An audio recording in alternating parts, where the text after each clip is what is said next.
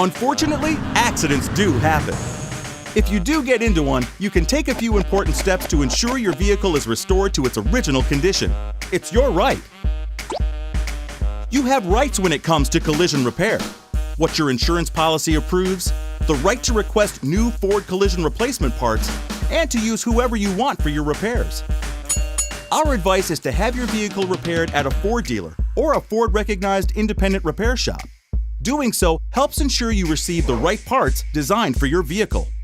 Be sure to get a written, itemized estimate of all repairs before allowing any work to be done. And if you have any problems with the repair, you also have the right to have the work redone. When you purchased your new Ford vehicle, you bought an original.